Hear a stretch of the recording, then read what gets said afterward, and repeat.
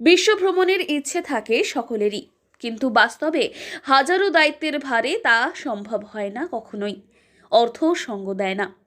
তবে জলপাইগুড়ি শহরের গোপাল বর্ধন এই ছোট্ট শহরের গণ্ডি পেরিয়ে বিশ্ব ভ্রমণে পাড়ি দিয়ে ঘুরে এসেছেন 50টি দেশ। জলপাইগুড়ি পুরসভার 18 নম্বর ওয়ার্ডের বাসিন্দা 76 বছর বয়সী এই প্রবীণ আজও ছেলে ছোকরাদের হার মানায়। পেশায় দলিল লেখক হলেও বিশ্ব ভ্রমণই তার নেশা। ভালো লাগে, ছোটোবেলা থেকে ভালো।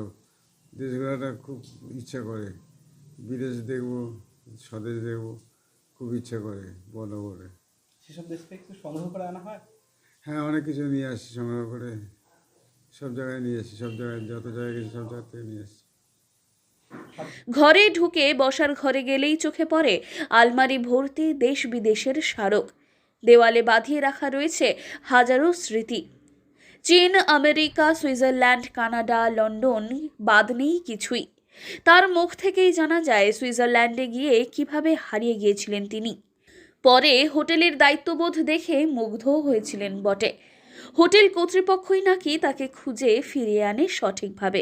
2004 সাল থেকে তার দেশ ভ্রমণ শুরু হয়। পরিবারও বেশ উৎসাহ জুগিয়েছে। মাসের রোজগারের একটা অংশ তিনি বছরের শুরু থেকেই জমিয়ে রাখেন। তা দিয়েই চলে দেশ ভ্রমণের খরচা। সঙ্গে বলতে একাধিক গুঁড়ো দুধের কৌটো আর এক ঝোলা ভর্তি চিড়ে। সব দেশের খাবার মুখে না রুচলেও কানাডায় একেবারে বাঙালি খাবারই চেখে দেখেছেন তিনি। অনেক জায়গায় বাবা মা মিসেস এদের স্যাক্রিফাইস ছাড়া হয়তো এত ঘোরা সম্ভব হতো না। আপনি কতগুলো দেশ ঘুরেছেন? আমিও 15-20খানা দেশ আমিও ঘুরেছি বিদেশে। এই বয়সে কোনো দেশ কোনো ঘোরা হয়েছে। এমন কোনো দেশের স্মৃতি রয়েছে?